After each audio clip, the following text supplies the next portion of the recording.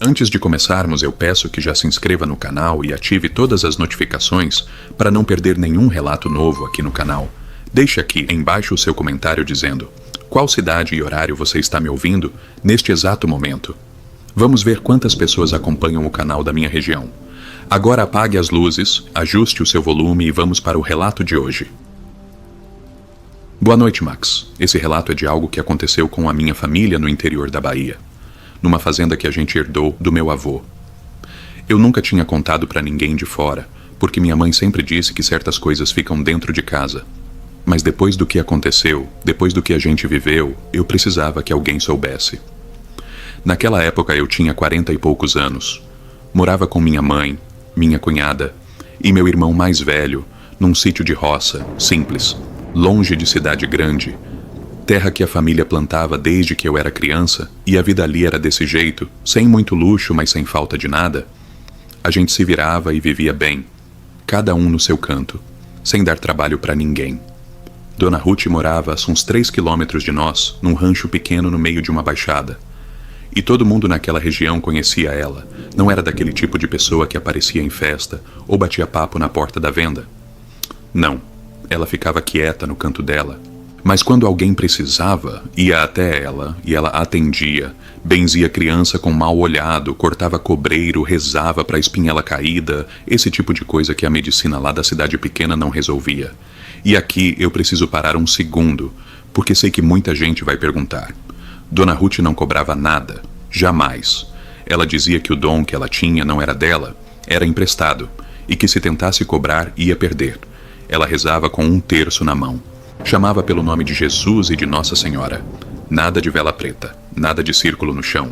Era reza velha mesmo, reza que a mãe dela ensinou, que a avó dela ensinou antes, coisa passada de geração em geração dentro daquela família sem perder uma letra. Só que numa tarde de julho, ela apareceu na nossa porta sem ninguém ter chamado. E isso nunca tinha acontecido. Ela nunca tinha ido até a casa de ninguém por conta própria, era sempre o contrário. As pessoas é que iam até ela. Então, quando minha mãe abriu o portão e viu Dona Ruth parada ali com o terço enrolado na mão e aquele olhar sério, deu para perceber que não era visita de prosa, que ela não tinha andado 3 quilômetros naquele calor para tomar um café e conversar sobre o tempo. Ela entrou, sentou na cadeira que minha mãe ofereceu, pediu um copo d'água e ficou uns minutos sem falar, olhando para o quintal, e quando ela abriu a boca foi com a voz calma, mas com um peso naquelas palavras que a gente sente até hoje. Olha, eu vim aqui porque recebi um aviso, e aviso eu não ignoro.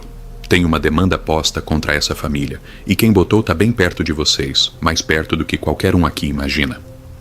Minha mãe ficou parada, minha cunhada que estava na cozinha parou o que estava fazendo, e eu que estava chegando do quintal naquele momento, fiquei na soleira da porta sem entrar, sem respirar direito. Demanda era uma palavra que a gente conhecia, no interior do Brasil é assim. Mesmo quem vai à missa todo domingo já ouviu falar de demanda, de trabalho feito, de coisa mandada. Não é que a gente acreditava cegamente, mas também ninguém era tolo de rir na cara de uma mulher de 80 anos que nunca tinha pedido nada a ninguém e nunca tinha dado um aviso errado nas poucas vezes que tinha dado algum. Dona Ruth foi mais fundo. Ela disse que desde que meu irmão comprou um trator novo e reformou a casa no começo daquele ano, alguma coisa tinha mudado no ar ao redor da propriedade. Ela disse que quando passou pela nossa estrada de terra na semana anterior, sentiu um peso diferente. Um tipo de coisa que ela descreveu como ar empedrado, pesado, parado, como se o vento tivesse desaparecido só dali para dentro. E aqui é que a coisa começa a te apertar, Max. Porque quando ela disse isso, eu lembrei que realmente estava diferente. A parte dos fundos da fazenda, que sempre tinha uma brisa boa pela tarde, estava parada fazia semanas, e eu tinha comentado com meu irmão, e ele tinha dito que era coisa da estação, que o tempo estava esquisito em todo lugar, e eu tinha deixado passar sem pensar mais. Dona Ruth tomou a água, olhou para minha mãe nos olhos e disse com toda a calma do mundo: tem uma pessoa que olhou para essa prosperidade de vocês com um coração que não aguentou, e esse coração pediu ajuda para tirar o que vocês construíram, e depois ficou quieta, deixando aquilo pousar. Minha mãe, que era mulher de fé, mas de fé prática, perguntou o que precisava ser feito, e Dona Ruth respondeu com uma coisa que nenhum de nós esperava. Por enquanto nada. Eu vim porque o aviso me foi dado e tenho obrigação de repassar. Mas se vocês não tomarem cuidado com quem entra nessa casa nas próximas semanas, o que tá pousado aqui vai crescer. E pronto. Ela levantou, agradeceu a água e foi embora. Do mesmo jeito que tinha chegado, sem pressa, sem drama, como se tivesse entregado uma encomenda e o trabalho dela tivesse terminado. A gente ficou olhando um pro outro sem saber o que falar. Meu irmão, que não estava em casa, chegou à noite. Quando a gente contou, ele deu uma risada. Não de deboche, mas daquele alívio nervoso que a gente dá quando ouve algo que assusta, mas não quer admitir que assustou. Ele disse que Dona Ruth era uma boa senhora, mas que vivia sozinha e ficava com muita coisa na cabeça. E a conversa foi ficando por isso, porque no fundo, ninguém queria pegar aquele assunto e apertar. Passaram 10 dias, e na 11ª noite, o cachorro que a família tinha faz mais de 7 anos. Um animal gordo de bem tratado, calmo, nunca briguento. Começou a uivar de um jeito que nenhum de nós tinha ouvido antes. Não era uivo de animal com dor. Não era briga com outro bicho. Era um lamento comprido, travado, virado pro lado do curral. E quando eu peguei a lanterna e fui ver o que era, ele estava parado na beirada do quintal, os dentes à mostra, o pelo da nuca todo eriçado, encarando um canto entre as árvores, mas sem avançar e sem recuar, só olhando aquele ponto com uma fixidez que não parecia natural num animal. Eu fiquei um bom tempo apontando a lanterna para aquele canto e não vi nada. Mas a sensação que ficou não era boa. Era daquelas que a gente tenta sacudir e não consegue. E quando entrei e fechei a porta, fiquei acordado até quase o amanhecer, pensando nas palavras de Dona Ruth. O que tá pousado aqui vai crescer. Eu ainda não sabia o quanto ela tinha razão, e a pior parte é que o que veio a seguir não deu nenhum aviso antes de chegar. Nos dias que se seguiram àquela noite, Max, a família foi tentando retomar a rotina do jeito que podia. Mas tem uma coisa que quem já viveu algo assim sabe. Depois que um aviso desse entra dentro de uma casa, ele não sai mais. Fica grudado nas paredes, nos cantos, fica no olhar, que a gente troca sem precisar falar nada. Meu irmão continuou na negativa. Dizia que cachorro uiva por qualquer motivo, que animal sente cheiro de bicho do mato e reage, que a gente estava supervalorizando uma coisa simples, e no começo eu até tentei acreditar nele, porque era mais fácil, era mais confortável do que ficar com aquele peso circulando na cabeça o dia todo. Mas aí começaram as coisas miúdas, aquelas que sozinhas a gente consegue explicar, mas juntas não fazem sentido nenhum. Minha mãe começou a acordar de madrugada com a sensação de que alguém tinha entrado no quarto dela. Ela descrevia como um calor de presença, não de ventilador ligado, não de janela fechada, mas de algo no ambiente que mudava quando ela abria os olhos, como se tivesse acabado de sair. E todas as manhãs ela tinha a cama mais agitada que a noite anterior, como se o sono que deveria repousar tivesse virado uma batalha. Eu não disse nada para ninguém de início, mas eu também estava dormindo mal. E não era o tipo de noite ruim que a gente acorda cansado e logo esquece. Era o tipo de noite que a gente acorda com aquela certeza no peito de que viu algo, só que não lembra o quê. E essa certeza trava porque não tem onde colocar. A minha cunhada foi a primeira a falar alto o que todo mundo estava sentindo. Numa tarde de terça-feira, ela foi buscar ovo no galinheiro e voltou com a mão tremendo. As galinhas tinham parado de botar há 4 dias e ela não tinha percebido porque normalmente quem ia cedo era ela. E nos últimos dias tinha estado adiando por uma razão ou outra. Quando foi ver, o galinheiro estava vazio de ovo, mas cheio de bicho. E no meio da palha ela achou um embrulho pequeno, enrolado num pano escuro, amarrado com um barbante, que ela não soube descrever mais do que isso porque jogou longe assim que viu e veio correndo. Meu irmão foi até lá ver o que era, e voltou quieto, dessa vez sem a risada, sem o comentário de que era exagero. Ficou sentado na mesa da cozinha, olhando pro nada por uns bons minutos, e quando eu perguntei o que tinha achado, ele disse apenas que tinha queimado e que não queria saber mais sobre aquilo. Só que a gente precisava saber, Max. Porque não saber era o que estava nos deixando na mão. Foi minha mãe quem tomou a decisão. Ela pegou o chapéu, avisou que ia até a casa de Dona Ruth e foi a pé. Os 3 quilômetros sem esperar resposta de ninguém, eu fui atrás porque não era hora de deixar ela ir sozinha. Dona Ruth já esperava, como se soubesse que a visita vinha. Ela estava sentada do lado de fora do rancho com o terço na mão, e quando nos viu vir pela estrada, ela foi logo levantando para abrir o portãozinho de madeira sem a gente chegar a bater. Dentro, na mesa dela, tinha um ramo de arruda cortado, um copo de água limpa e uma tesoura aberta. Os itens estavam lá naturalmente como parte da casa, Mas quando minha mãe viu a tesoura com as pontas para cima, ela fez o sinal da cruz sem querer, de instinto. E Dona Ruth olhou para ela com aquele olhar tranquilo e disse: Tesoura aberta corta o que está pendurado. Não precisa ter medo do instrumento. Precisa ter clareza de quem você é. Ela pediu que a gente sentasse e começou a perguntar sobre o embrulho do galinheiro. Minha mãe descreveu o que a cunhada tinha dito e Dona Ruth foi ouvindo sem interromper, com a testa franzida de quem está somando alguma coisa na cabeça. E quando minha mãe terminou de falar, ela ficou quieta um momento. Depois disse algo que me atravessou feito uma água fria. Isso não foi jogado ali por qualquer pessoa. Isso foi colocado com intenção e com instrução. Quem fez isso não agiu sozinho. Alguém orientou. Aquilo mudava tudo. Porque até então a gente estava pensando numa pessoa com raiva, com inveja, com um mau sentimento que botou para fora de algum jeito. Mas a ideia de que alguém tinha procurado orientação específica, que tinha ido atrás de quem soubesse o que estava fazendo, isso trazia um peso diferente, porque não era impulso, era escolha deliberada. Dona Ruth foi até o canto do rancho e voltou com uma garrafa de vidro com água comum, e colocou na mesa ao lado do copo que já estava lá. Ela pediu para minha mãe segurar o terço e rezou baixinho por uns 2 minutos, os lábios se mexendo devagar, sem cerimônia, sem performance. Como alguém que está de verdade conversando com algo que conhece há muito tempo, não para impressionar ninguém, só fazendo o que sabia fazer. Depois de rezar, ela olhou para minha mãe e disse: Tem alguém que entrou nessa casa nas últimas semanas e que não entrou de coração limpo. Não foi a primeira vez que veio. Foi alguém que já tinha o costume de ir, mas dessa última vez entrou com outra intenção e saiu levando o que precisava para quem pediu o serviço. E aqui, Max, veio a parte que nenhum de nós queria ouvir, porque quando minha mãe ficou quieta calculando quem tinha entrado na casa naquele período, as visitas não eram muitas, eram poucas. E os nomes que sobravam eram nomes que a gente conhecia faz anos, nomes de pessoas que comeram na nossa mesa, que já dormiram embaixo do nosso teto. Dona Ruth não quis dar nome. Ela disse que nomear sem certeza era pecado maior do que o mal que tinha sido mandado, mas deixou bem claro que a família precisava, a partir daquele momento, colocar uma tesoura aberta embaixo do capacho da porta principal e trocar a água do copo que ela entregou toda manhã, sempre água nova, jogando a usada nos fundos da propriedade, longe do poço. Pareceu simples demais para um problema, que estava nos tirando o sono. E eu comentei isso. Disse que esperava algo mais, alguma reza mais longa, algum ritual mais elaborado, e ela me olhou com a paciência de quem já explicou a mesma coisa centenas de vezes e disse: Meu filho, o que cura não é o tamanho do gesto, é quem está por trás do gesto. A força não é minha.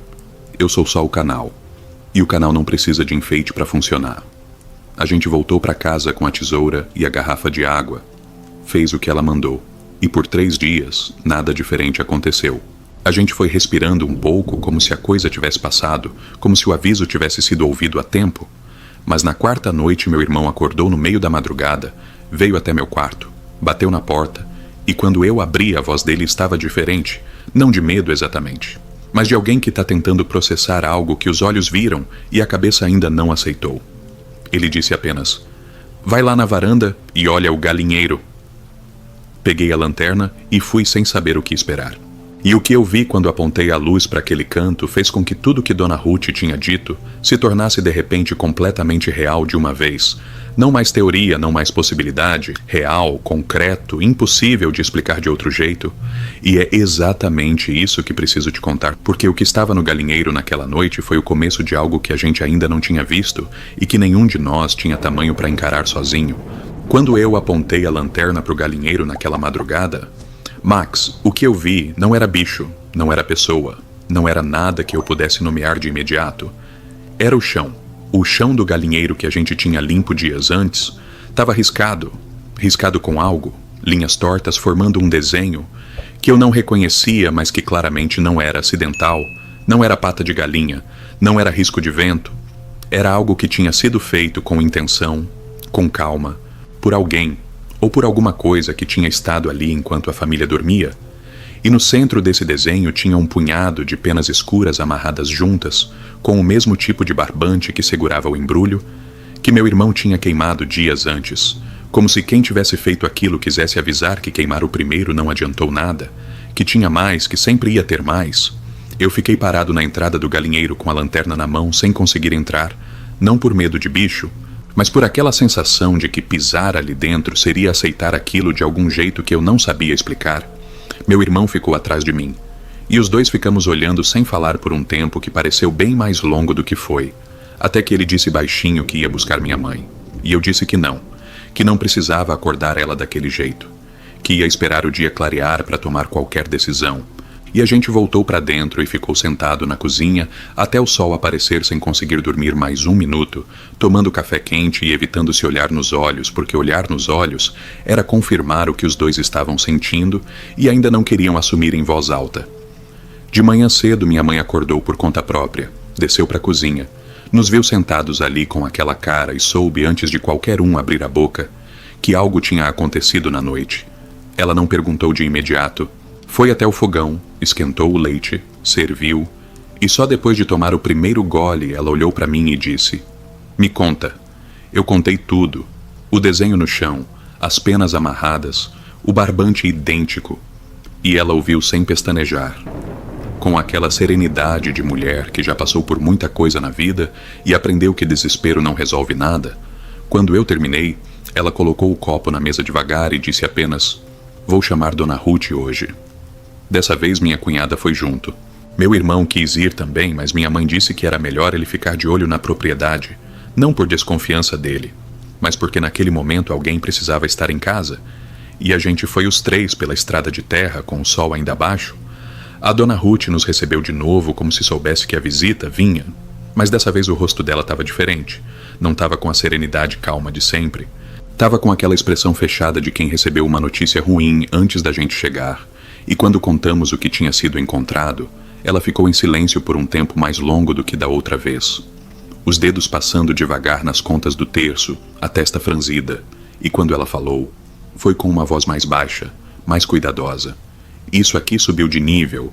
Quem mandou o primeiro serviço e viu que não foi suficiente pediu reforço. E quem dá reforço assim não tá brincando." Minha cunhada perguntou o que significava reforço. E Dona Ruth explicou com cuidado, sem exagero, sem drama, do jeito direto que ela tinha de falar. Significava que a pessoa que mandou a demanda contra a família não tinha ficado satisfeita com o que o primeiro serviço tinha feito, que ela tinha voltado a quem a orientou pedindo algo mais forte, e que quem estava do outro lado daquele trabalho tinha mandado uma segunda coisa com a intenção de fixar o mal na propriedade de um jeito que fosse difícil de remover. Os riscos no chão do galinheiro eram uma marcação, uma âncora, como se fosse cravar aquilo ali, para que ficasse, e a gente tinha que entender que enquanto aquela marcação não fosse desfeita do jeito certo, nada do que acontecesse na fazenda ia ser coincidência. Dona Ruth se levantou, foi até o cômodo nos fundos do rancho e demorou uns 10 minutos lá dentro. A gente ficou esperando na sala sem falar muito. Minha cunhada ficou de mão dada com minha mãe, e quando Dona Ruth voltou, ela tinha na mão um vidro pequeno com um líquido transparente, um ramo de arruda atado com linha branca e uma vela branca fina. Colocou tudo na mesa e explicou o que precisava ser feito. A gente ia até o galinheiro. Ela derramava aquele líquido por cima de cada risco daquele desenho no chão, rezando do começo ao fim sem parar. Depois queimava as penas com a vela e o ramo de arruda ficava pendurado na entrada do galinheiro com a haste para baixo. Ela disse que ia fazer isso pessoalmente porque dessa vez não era coisa de instruir de longe. Ela precisava ir até o lugar, ver com os próprios olhos e rezar de lá mesmo. E aqui, Max, aconteceu algo que eu não esperava. Minha mãe perguntou para Dona Ruth como ela estava de saúde. Foi uma pergunta natural. De quem conhece alguém faz tempo e nota algo diferente no rosto.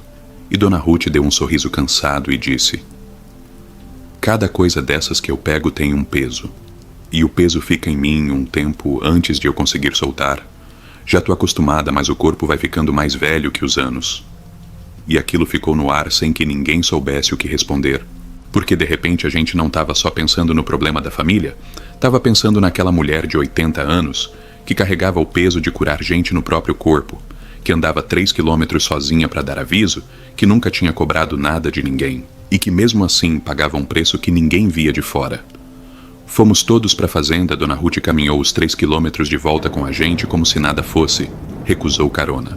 Disse que preferia ir a pé porque caminhando ela já ia rezando e preparando o que precisava ser feito. Chegamos na propriedade e meu irmão nos esperava na porta. Quando viu, Dona Ruth deu bom dia com um respeito que não estava lá nas conversas anteriores, como se a noite anterior tivesse tirado dele o último resto de ceticismo. Ela foi direto para o galinheiro. A gente ficou na entrada enquanto ela entrava no espaço. Olhou o desenho no chão por um tempo, ajoelhou no batente de terra e começou a rezar. O terço na mão. Os lábios se movendo num ritmo baixo e constante, ela foi derramando o líquido do vidro por cima de cada linha daquele desenho de uma maneira ordenada, de fora para dentro, como se fosse desfazendo um caminho. E o ramo de arruda ela colocou na mão de minha mãe e pediu que ela mesma pendurasse na entrada do galinheiro porque ali era a dona da casa e o gesto precisava vir dela. Levou uns 40 minutos no total. E quando Dona Ruth saiu do galinheiro e se levantou, ela ficou de costas pra gente por alguns segundos com a cabeça baixa, como se estivesse encerrando algo. E quando se virou, ela estava visivelmente mais cansada do que quando tinha chegado. Não cambaleando, não doente, mas com aquele cansaço de quem fez um esforço que não aparece nos músculos, mas aparece em algum outro lugar mais fundo. E eu entendi naquele momento o que ela tinha dito sobre o peso.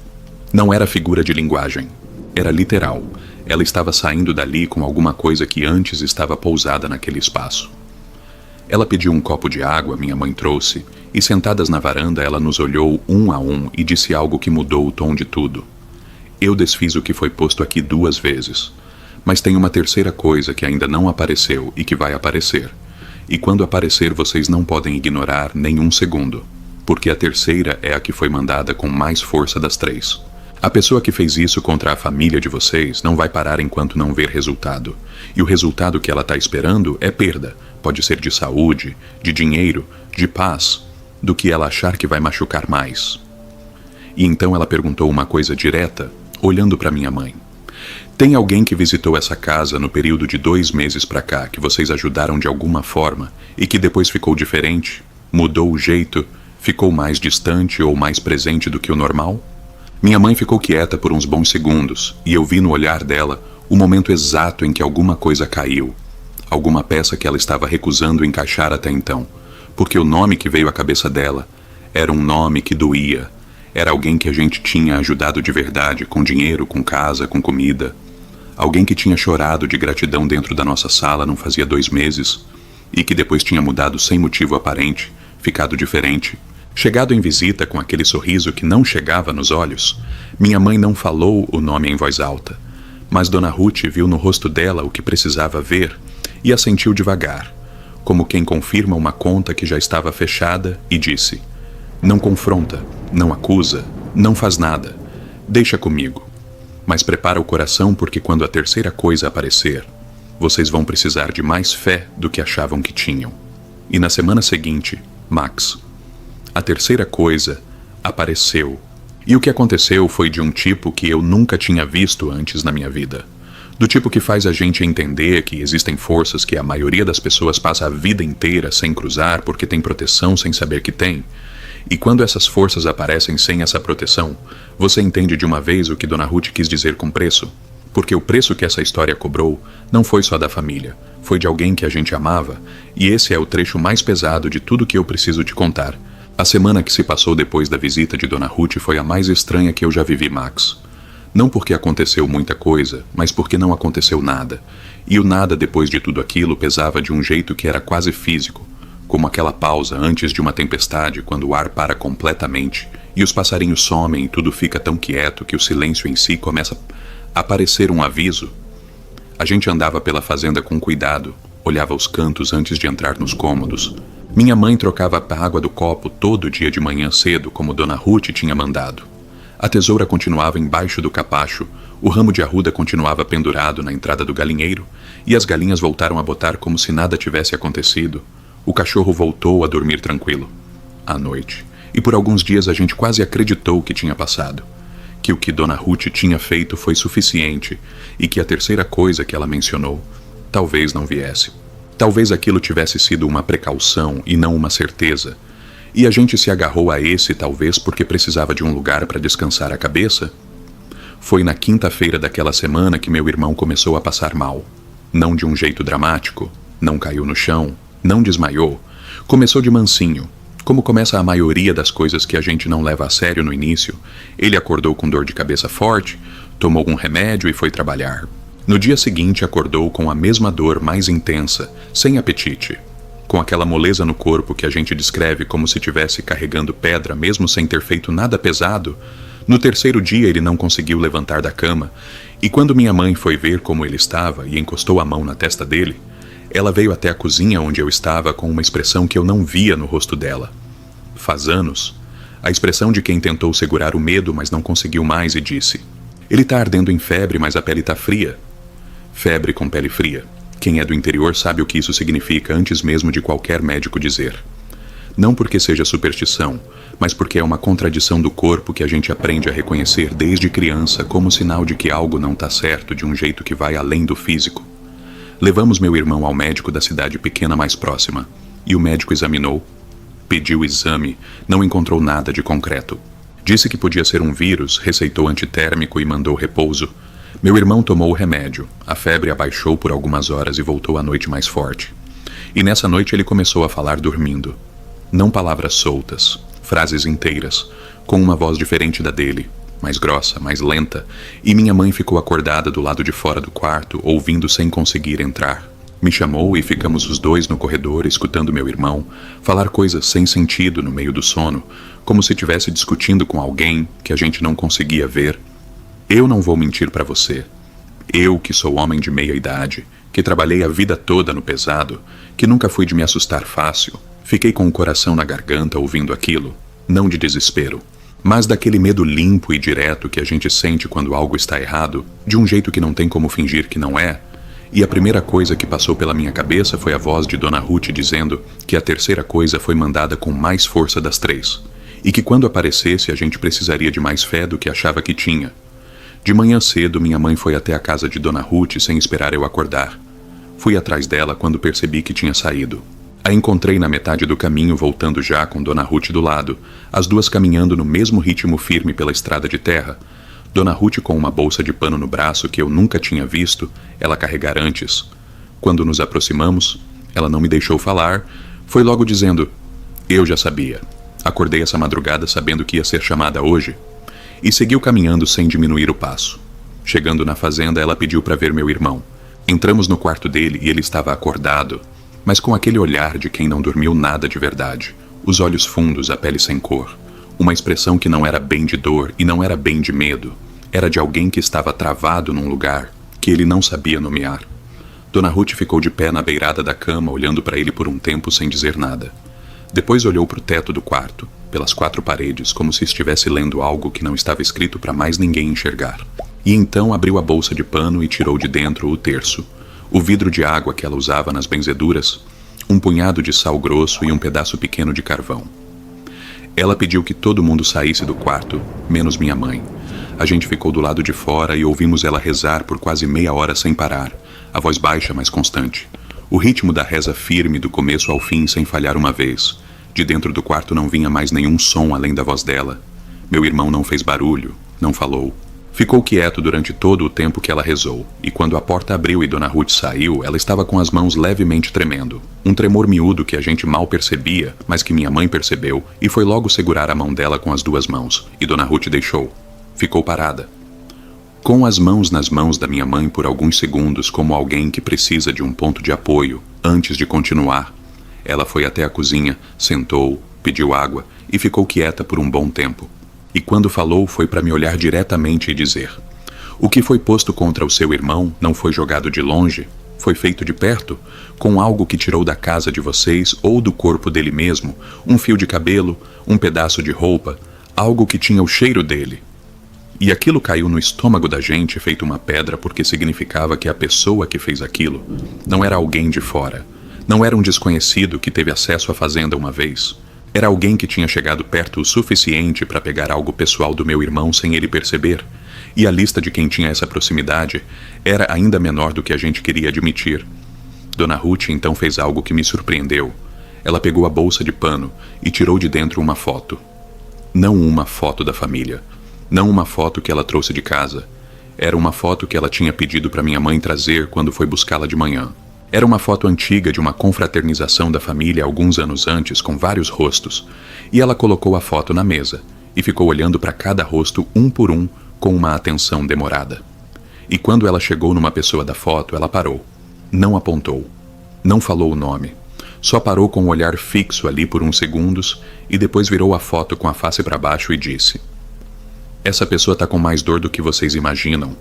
Não tô dizendo isso para defender o que ela fez. Tô dizendo porque é verdade. E porque às vezes o mal não nasce de quem é mal. Nasce de quem está tão destruído por dentro que não aguenta ver o outro bem." Aquilo chegou de um jeito diferente, Max. Porque não era a resposta que a gente esperava. A gente esperava raiva, esperava um nome, esperava uma explicação que fosse simples de entender e de odiar. E o que Dona Ruth trouxe foi complicado. Foi humano de um jeito que doía mais do que a raiva doleria. Porque a ideia de que alguém que comeu na nossa mesa e que a gente ajudou chegou a esse ponto por estar destruído por dentro não encaixava em nenhum lugar simples. Meu irmão melhorou nos dias seguintes. A febre foi cedendo devagar. O apetite voltou. Ele ficou fraco por mais uma semana, mas foi levantando. E quando já estava de pé e sentado na varanda tomando sol, eu fui até ele e perguntei se ele lembrava de alguma coisa do período que ficou de cama. Se tinha algum sonho, alguma imagem. E ele ficou quieto, olhando para o horizonte por um tempo antes de responder. E o que ele respondeu ficou comigo até hoje. Ele disse que durante aqueles dias ele via de vez em quando uma figura parada no canto do quarto. Não clara, não com detalhes, mas presente. E que toda vez que ele olhava diretamente para o canto, a figura não estava mais lá. Mas a sensação de que tinha estado ali um segundo antes ficava densa, pesada. E ele disse que a partir de uma noite, a figura parou de aparecer e ele começou a melhorar. E quando eu calculei a noite em que isso aconteceu, era exatamente a noite em que Dona Ruth tinha rezado no quarto dele por meia hora. Mas o que eu ainda não sabia, Max, e o que minha mãe também não sabia ainda, era que enquanto Dona Ruth estava curando meu irmão dentro daquele quarto, ela tinha pago um preço que nenhum de nós ia descobrir naquele dia, ia descobrir depois da pior forma possível, e quando a gente soubesse já não ia ter como desfazer nada, porque certas coisas quando acontecem não têm volta, e o que Dona Ruth carregou para fora daquele quarto foi algo que ficou nela de um jeito que a gente nunca imaginou que fosse possível, e essa é a parte da história que mais pesa em mim até hoje.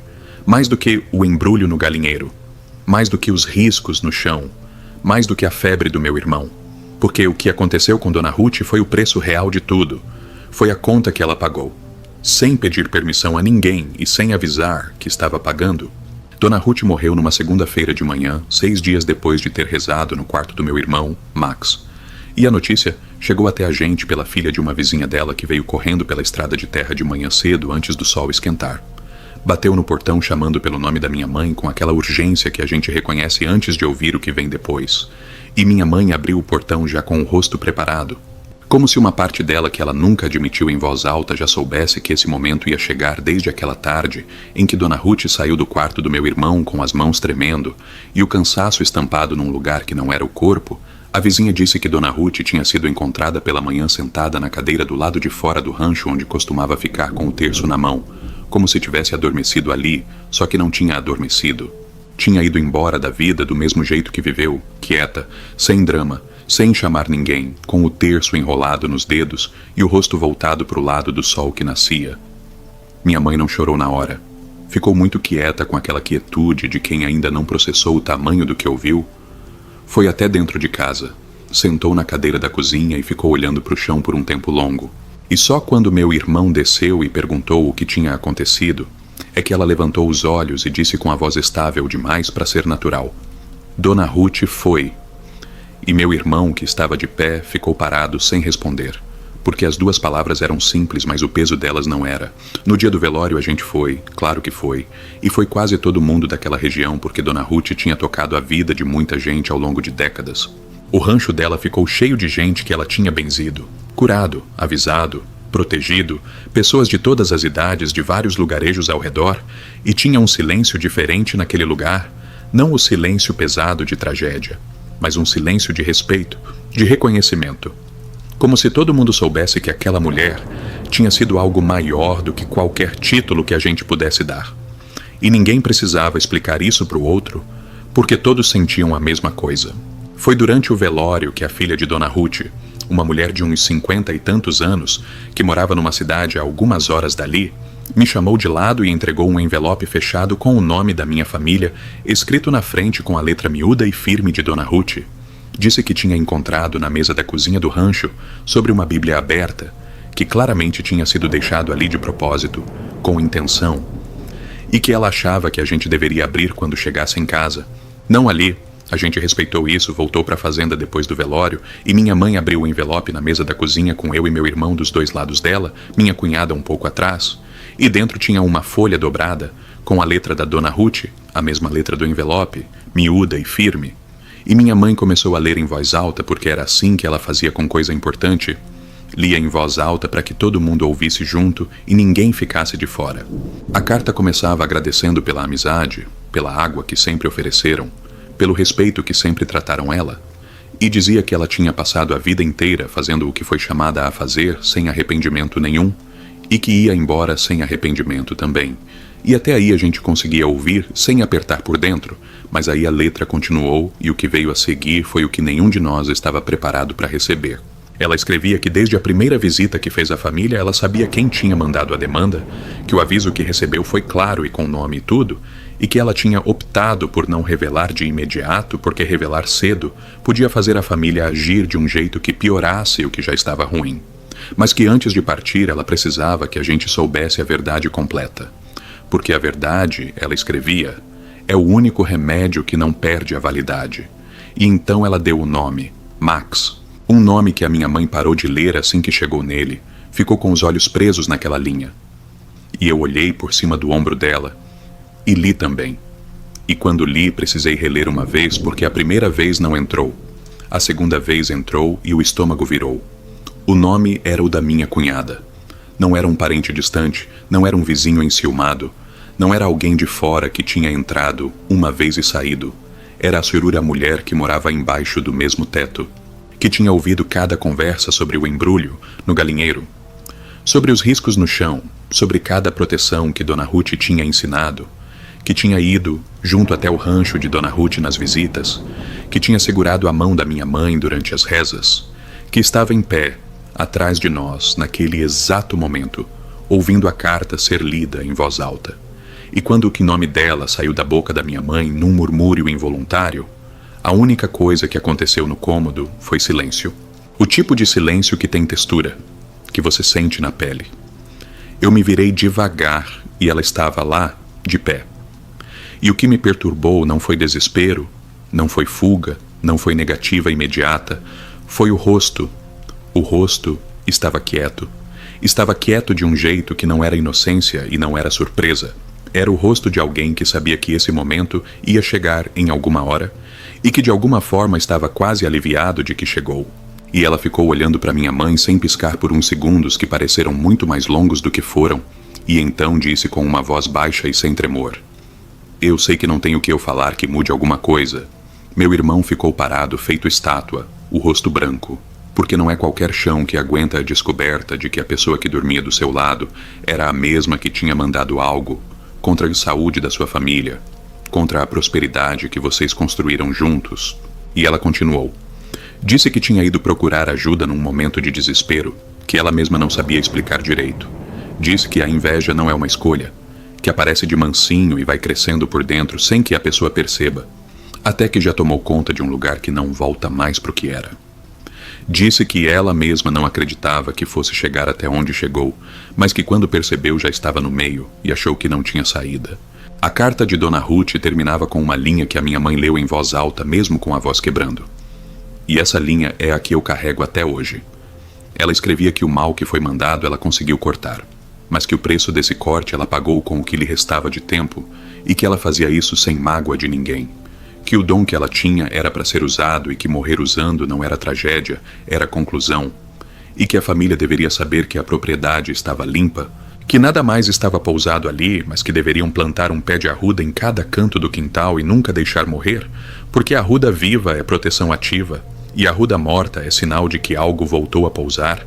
Minha cunhada saiu daquela casa naquele dia e a gente nunca mais teve notícia dela de perto. Meu irmão levou um tempo longo para se recompor.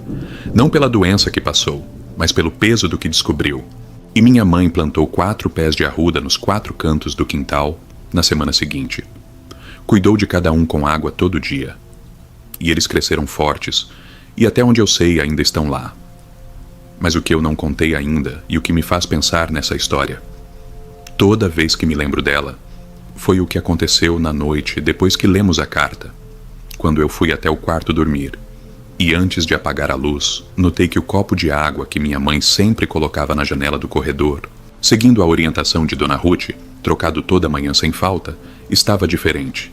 A água que minha mãe tinha colocado fresca de manhã estava com uma coloração escura no fundo, não suja de terra, não de ferrugem, escura de um jeito que não tinha explicação natural, e ao lado do copo a tesoura que ficava embaixo do capacho estava aberta no corredor, sendo que ninguém a tinha tirado de lá, e a porta da frente estava trancada. Eu fui até o quarto da minha mãe. Acordei ela e mostrei, e ela ficou olhando para o copo e para a tesoura por um longo tempo sem falar nada. E então fez o sinal da cruz, foi até o quintal mesmo de madrugada e regou os 4 pés de arruda um a um com aquela água do copo, como se soubesse instintivamente o que fazer, e quando voltou para dentro lavou as mãos, olhou para mim e disse: Dona Ruth ainda está trabalhando. Eu não soube o que responder, Max. E até hoje não sei. Só sei que naquele momento eu acreditei, e que acreditar foi a única coisa que coube dentro de mim naquela noite. Meus queridos, vocês já sabem que esse canal não brinca em serviço, né? Aqui não tem enrolação, não tem susto vazio. O que a gente traz são relatos de quem viveu coisas que a maioria das pessoas não tem coragem nem de contar. E você faz parte de uma comunidade que entende que existem forças que vão além do que os olhos alcançam. Se esse relato arrepiou, se em algum momento você precisou tomar um fôlego ou olhar para o lado para ter certeza que estava sozinho, então você já sabe o que precisa fazer. Se ainda não se inscreveu no canal, agora é a hora. Aperta o botão vermelho de inscrição e ativa o sininho, porque cada notificação que chega é uma história nova, esperando para te prender, do começo ao fim, do mesmo jeito que essa te prendeu hoje. Deixa o seu comentário aqui embaixo. Quero saber o que você sentiu quando o nome da cunhada apareceu na carta. Quero saber se você acredita que Dona Ruth ainda estava trabalhando mesmo depois de partir. Quero saber se você já viveu algo que não tem como explicar. O seu relato pode ser a próxima história desse canal. E antes de você sair daqui, tem um vídeo que você não pode deixar de assistir agora. É sobre o poder real da arruda contra a demanda pesada. Um relato que vai completar tudo o que você acabou de ouvir de um jeito que vai fazer sentido na hora que você ver. Toca no vídeo que aparece na tela agora. Eu garanto que você vai gostar. Lembrando que sábado agora tem relatos novos. Irei publicar às 15h45, então já marca aí no seu calendário e deixa a notificação do canal ativada, para não esquecer. Eu vou ficando por aqui, e lembre-se, tranquem bem as portas de sua casa. Um grande abraço e até a próxima.